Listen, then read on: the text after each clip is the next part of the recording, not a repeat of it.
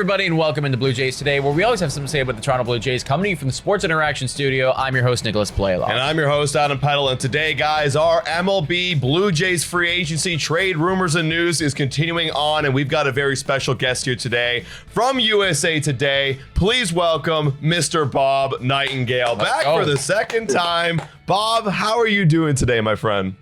Yeah, I'm doing great. Good to see you guys.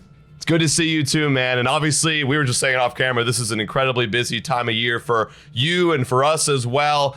Just to kick it off right now, what are you feeling about this free agency right now in the trades? Like, how are you liking the things, way things are developing right now? Do you think there's going to be some surprising moves coming up this winter? Yeah, we've seen some activity already. Usually we don't see that. You know, whether it was the Orioles-Angels trade, Atlanta making a couple moves. So, interesting so far. And, hopefully it keeps going. It's not a star-studded class, no Soto, no Ohtani, that sort of thing. But still, good players. And I think we may see more trades than usual because there's not that many quality free agents. Okay, that's true. Well, speaking of quality free agents, we wanted to kick this thing off because there's a lot of Toronto Blue Jays fans right now that are salivating at the thought of Kyle Tucker, and who can blame them? Because right now the media is really pushing the narrative that Toronto is in the mix. There's a lot of noise right now going around about Toronto and Kyle Tucker. You're inside, you're talking with these GMs, these former executives, all these people. How true are these rumors? And do you think Kyle Tucker actually has a chance, or Toronto actually has a chance of Kyle Tucker picking them? Oh, I do. And that was my pick. So where does Tucker end up? I think Toronto does. We'll see. I think he's a great supporting player, which I think is a perfect fit for Toronto. He's not, in Houston, he's probably the, number 3 or 4 guy there. Cubs, he was kind of the guy there. But with Vlad there already is perfect because, all the attention going Vlad and not him. I really believe what the Blue Jay players were saying all year, in particular the postseason, how much fun they have together, how close they are, kind of opens up free agents' mind. Before, I think the Blue Jays were kind of being used a little bit as a stalking horse and staying somewhere in the United States. I think just with all the messages that those guys sent, say, you know what, this is a fun place to play. And I think it also helps that Tucker, I think he's a native, but I know he lives in Tampa. But perfect. You spend your whole spring in Dunedin, being on the East Coast. I think he'd prefer that. Yeah, and, a lot of Blue Jay fans have kind of felt that almost loosely termed like that PTSD of we're getting used again. This is happening again. But I want everyone out there listening.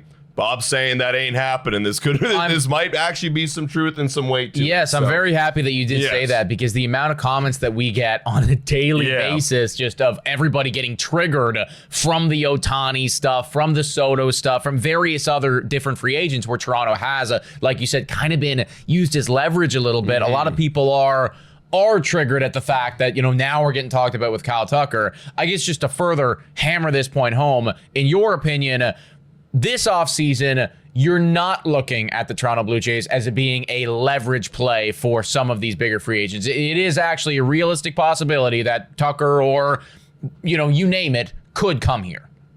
Yeah, I really believe that. Just so much talk, we talk about the tears after Game 7, but the closeness of that team. I know most of the guys live by the Rogers Center, so that makes it easier for families to get along and hang out. But you didn't hear one negative word about, long way to play, going through customs, things like that. None of that. So I think it'll be a serious team with everybody. Now, will they be used by some agents? Sure. Like a year ago, they were never involved in Alex Bregman, but that was being used. The trouble with the collective bargaining agreement is an agent or player can say, hey, the Blue Jays are interested in me. Even if the Blue Jays have no interest, they're not allowed to say we have no interest. I mean, same for all 30 teams.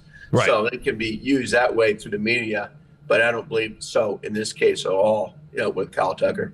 Okay, I like to hear it. That gives me a little bit more confidence moving forward, that maybe we could be in there and it could be serious. Now, on the other, on the other side of things, Bo Bichette, he's a big guy that the Blue Jay fans and the Toronto Blue Jays would want to come back to partner up and pair beside Vladimir Guerrero Jr., the homegrown talent, for a long period of time. I wanted to ask you, what does this market look like right now? And have you heard of anything coming out of his camp? And what kind of deal are they potentially looking for Bo Bichette? Yeah, it's kind of a quiet market for him, but some people work in that type of environment. So I mean, there won't be more than probably less than a handful of teams interested in him. Some are a little worried about his defense at shortstop. Some believe, okay, I don't want to spend over $200 million for him. I thought Atlanta might be a fit. Now I don't believe that. So I don't think there's a whole lot of spots. I mean, you're still going to have teams like Boston interested and that sort of thing. I don't think Detroit would. But yeah, I can't see more than 3-4 teams being in serious competition. It's funny, a year ago you kept hearing how he wanted out.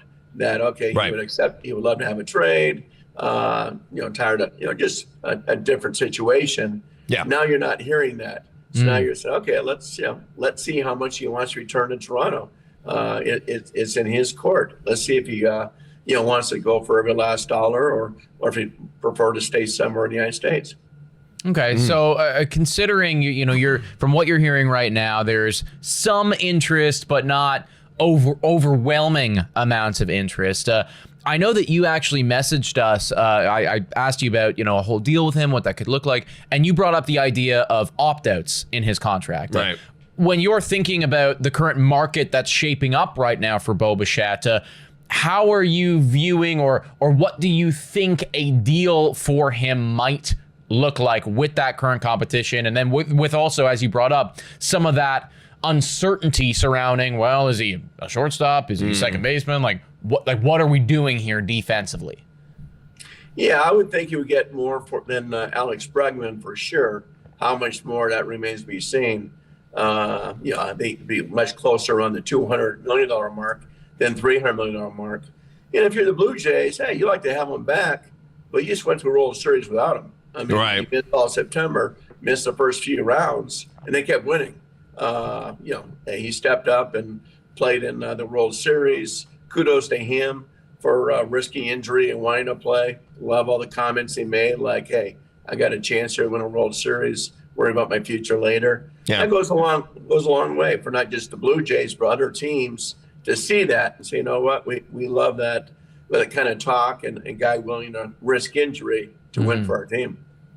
Yeah, no, absolutely. Now, I know also in our text messages we had that and Nick asked you, is it a possibility that the Blue Jays could end up with, Tucker and Bo Bichette? Because I read one of your articles and you mentioned about the Blue Jays having an increased revenue because of the World Series run. And I think you threw out the roughly $50 million of increased revenue.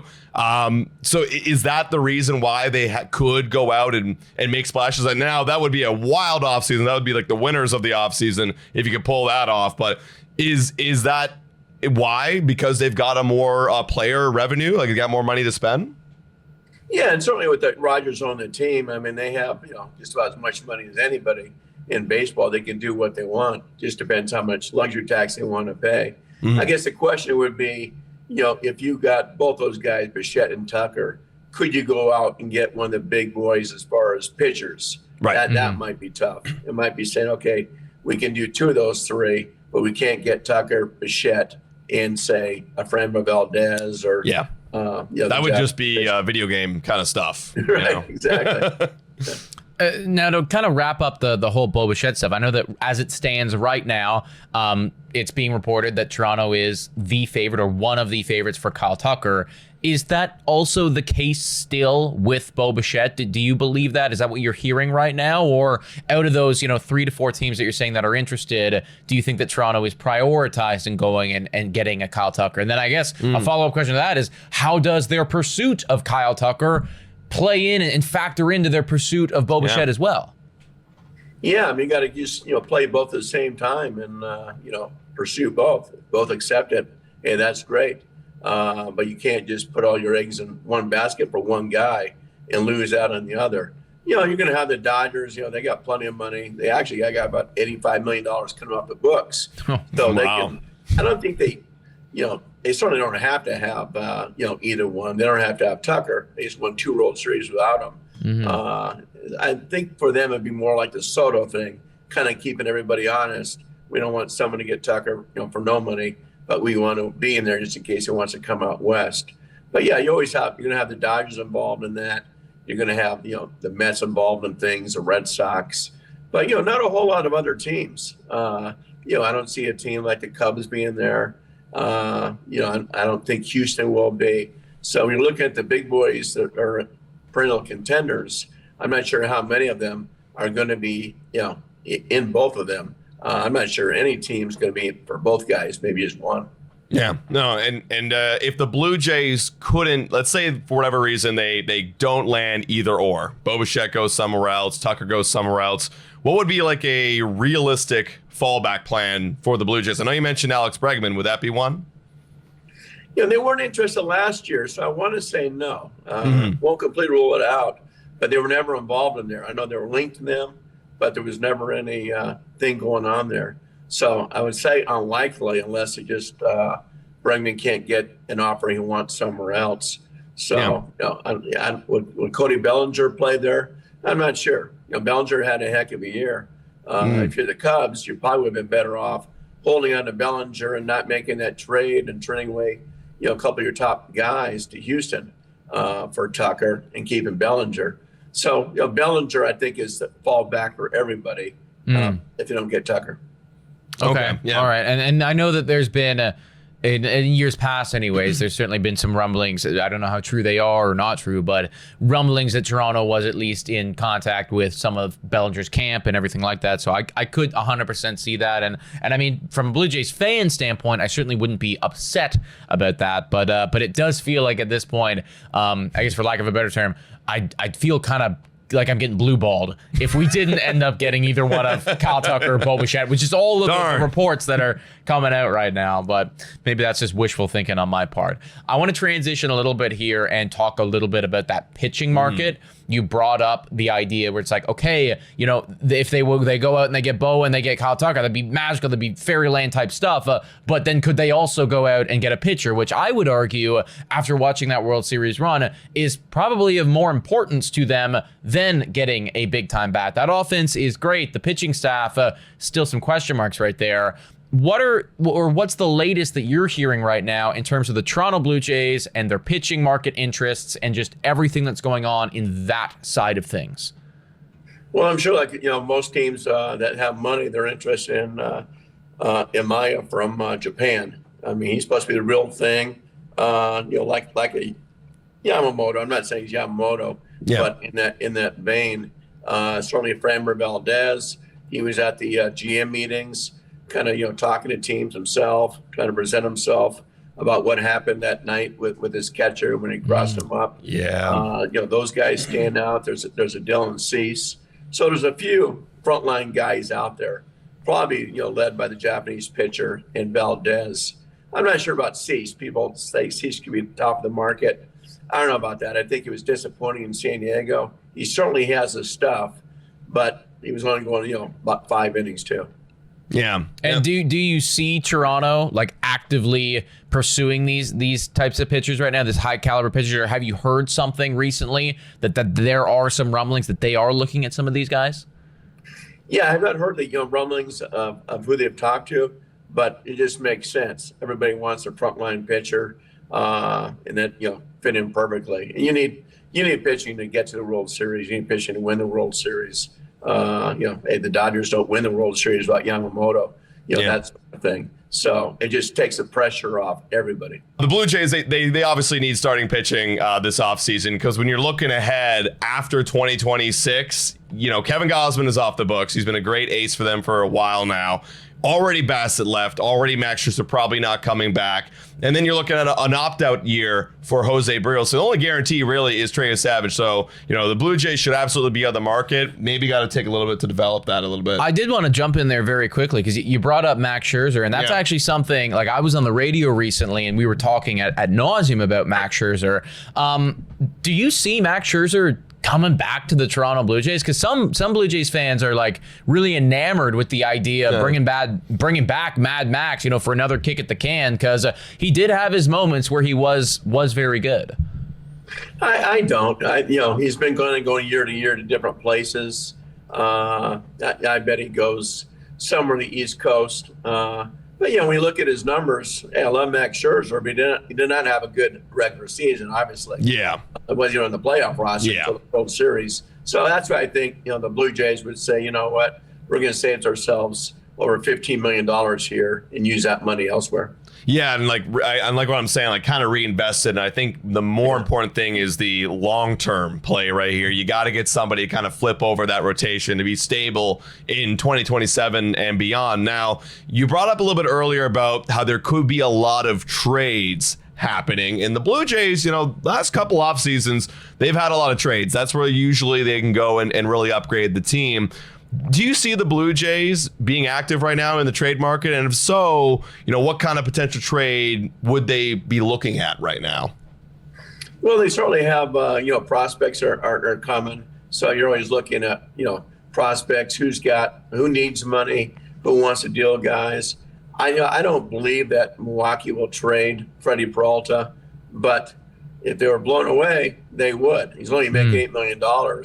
So, Freddie Peralta can fit in everybody's, rotation, that sort of thing. There's, guys, mid-market guys to be had. I think a guy, he pitched for the Diamondbacks, it is now my memory slips. He would be perfect. He was a free agent, and he could buy cost maybe, like 4 years for $80 million, that sort of thing. Yeah, and there's guys like that out there. The one interesting guy, he's got a no trade clause. I don't think the Rangers would trade Jacob deGrom, but they need a reduced salary. Their payroll's gotten big, so deGrom would be an interesting guy. Complete no trade clause. Lives in Florida though, so Blue Jays being in Dunedin, that certainly helps. Yeah. No, and they will go and eat contracts, especially longer contracts. Case example, Andres Gimenez last year, his contract is going to steadily increase, and I believe it's going to be around that $20 million in a couple of years for a few more seasons. So, Cleveland didn't want to eat that. Blue Jays can. So I like that financial flexibility using towards their advantage. And to I guess further question on the trade market, right? I know you brought up prospects for the Toronto Blue Jays, and of course, if they're really actively just trying to go out and just buy somebody, okay, maybe they spend some prospects. Is there anyone on the actual Toronto Blue Jays roster that you could see them potentially thinking about moving off of the 26 man? Potentially. Could they trade a Dalton Varsho? Yeah, they could. That sort of thing. Just going around, I'm not sure, there's only a handful of guys, or less than a handful, they're actually, untradeable. So you could do that and say, hey, Varsho's a nice player and stuff, but, can we win without him? Yeah, you can. So that sort of thing. So I think they'd be open up, listen to anybody. I think some of these teams, no matter how good the player is, you're gonna listen. Hey, would they trade prospects or pitching prospects to Arizona for Ketel Marte? They could do something like that. He doesn't have a no trade clause until next year. That sort of thing. If you want to, just an electric second baseman. Yeah, actually, because I know you're a Diamondback guy.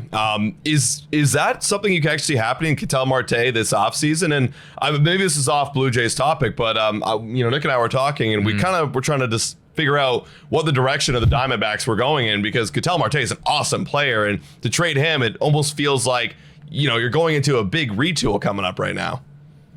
Yeah, they need pitching badly. I don't know if the Blue Jays would. Yeah, and they need pitching. I don't know if they'd give it up to get a guy like Marte. He's got like 4 or 5 more years left in that contract at about $90 million. So his 10-5 rights kick in like 10 days in the next season. Rubbed some people the wrong way when he kind of took a vacation after the All-Star break. Back. So there's some flaws there. Right. If they trade him, whoever traded for him would need that veteran leadership to say, hey, you're not doing that at our place. That sort of thing. Right. Okay. Yeah, interesting. I was thinking about before was Zach Gallen, who's a free agent, with a Diamondback.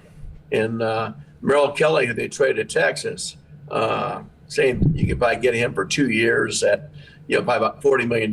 So there's plenty of guys there that would certainly fit into the Blue Jays rotation too. Yeah, and it does sound like, just to, I guess, clarify for everybody listening here, if they were to make a trade, you were bringing up a lot of pitchers there. You would imagine that Toronto would probably be looking more in the pitching market than for a bat of any kind.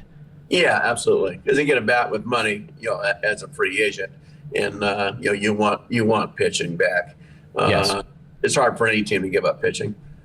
Right. Yeah, that makes sense. Agreed. Now, we spoke a little bit about Tatsuya Ime right there, but the other Japanese guy that's got a lot of people in there, a lot of people excited, Munetaka Murakami. There's been a couple rumors, couple rumblings that Toronto could be looking in that direction. Not quite as many as, with them associated with Kyle Tucker or Bo Bichette. But is there any truth to the idea that Toronto could seriously be looking and targeting a bat like that? And I guess, similar question as we've been asking to Kyle Tucker and to Bo Bichette, could you see him coming over to the Toronto Blue Jays?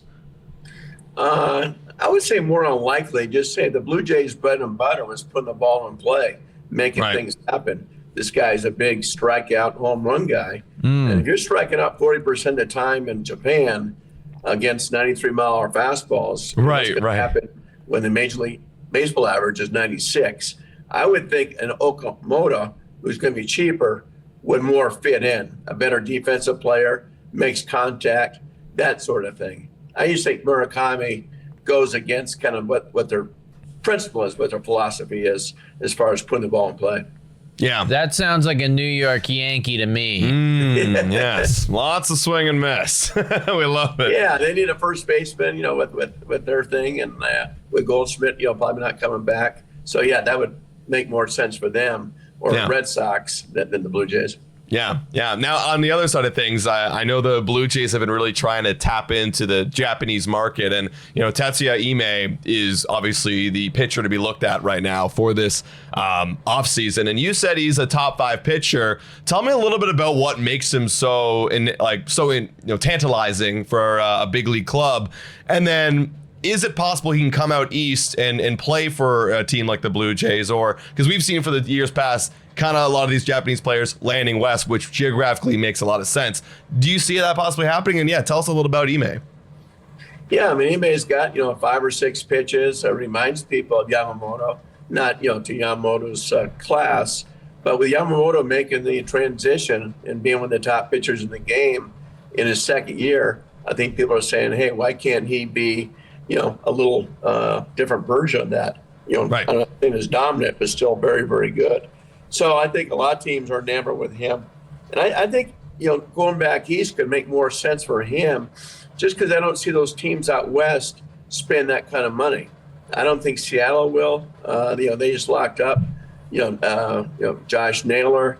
Certainly the Dodgers don't need him. San Francisco could. I think San Francisco's the one team out west that could afford him. I don't think the Padres have that kind of money. Arizona doesn't. So that's why I think it could easily end up either Chicago or one of the AL East teams. Okay. Right. All right. I mean, that's very exciting because that, again, as we've been talking about ad nauseum this podcast, and we've been speaking about a lot, is like pitching. This team does need pitching. And the upside there, I think, is very, very real. We got 2 more questions for you. I brought up Max Scherzer and the idea of him coming back, and I think I also tend to agree with you. I feel like it's more unlikely at this current juncture, just given where he is in his career and what the Toronto Blue Jays are currently looking for. Is that the same sentiment with Chris Bassitt, who is also, now getting to be later in his career, but did do some exceptional stuff for the Toronto Blue Jays, especially in the postseason and especially in the bullpen? Could you see him returning to Toronto, or do you think that at this current juncture of time, it's probably he's going to be moving somewhere else? I'd see it much, much more likely that Bassitt returns and Scherzer. I just think Scherzer moves on, and like we talked about, it's not like he had a great regular season. Hurt a lot. Wasn't on the roster to the World Series. I think what Bassitt does and what he means in that clubhouse means everything. I think the Blue Jays would be much more inclined to bring him back. And, for him pitching the bullpen, even, pitching there in, Game 7 and, wanting to pitch at all times goes a long, long way. Agreed. So I think they'd love to reward him. So, you know what you did for us and being that unselfish, we want those guys in our clubhouse. No, I completely agree. And I look at Bassitt now, depending on what the Blue Jays do with their rotation, if they do add another frontline starter, you're looking at the rotation and it's pretty much, you got 5 guys right there. Bassitt, if he's open to it, could play a, Swiss Army knife, 6-man bullpen role, and he's open to it. And we saw how good he was, too, out of the bullpen. His stuff really played, which I was shocked because you look at Bassitt and you're thinking, low velo, junky kind of pitcher, and he played exceptionally well. So I was awesome to see, and hopefully he does that now. Yeah. Final question, Bob. I'm gonna set it up for you right here. Okay. You gotta pick one move the Blue Jays are locked in. They're gonna make. Your prediction: the Blue Jays move this offseason. What is it? What do you think the Blue Jays are gonna do? I would also accept a move that they don't make as well. So if you know what I mean, so if we miss out on, or if we don't do, I would also accept that. If you can if you can give us one solid prediction right here, something you think is going to happen. I think they're either going to sign Bichette or Tucker, but not both, because they're going to spend another money on a starting pitcher. One of those guys, whether it's a Framber Valdez or the Japanese pitcher, go that route and not all 3. I think getting a starting pitcher is more important to them than bringing back 2 offensive players. I really do believe that, and I do believe all winter long they're going to be connected to everybody. And like I said before, they can't deny interest in stuff. So even guys that are not interested at all, they'll still be linked to them. So we're going to hear those rumors all winter. I'm here for the ride. We're interested in everybody. Just shoot all the shots, and then hopefully some land for you, right? And I'll say as well too, like if that prediction of yours, comes true, they get one of Bo or one of Tucker, and then also go out and acquire a upper echelon starting pitcher. As a Blue Jays fan, fuck yeah, dude. Hell yeah. That would be that'd be the offseason, and I think the Blue Jay fans would be happy, Toronto would be happy, and maybe another World Series run could be in the future. Bob, thank you so much for coming in this beautiful Thursday morning. We appreciate you taking your time, giving us your insight, and we hope to hear some more moves. We hope to hear more from you in your personal endeavors. Yeah, my pleasure. And hopefully some more great seasons at Toronto. It's the most beautiful city, I think, in North America.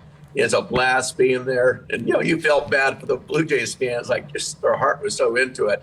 And I got a lot of friends up there, that cover the Blue Jays. And it's a great place, beautiful stadium. And I do hope they have a lot of success. Love to see them, win that World Series again. And, cool seeing some of those former executives like Paul Beeston before Game 7. Love Paul Beeston. So it's fun to see, you pull for those guys like that. So you got some good people out there.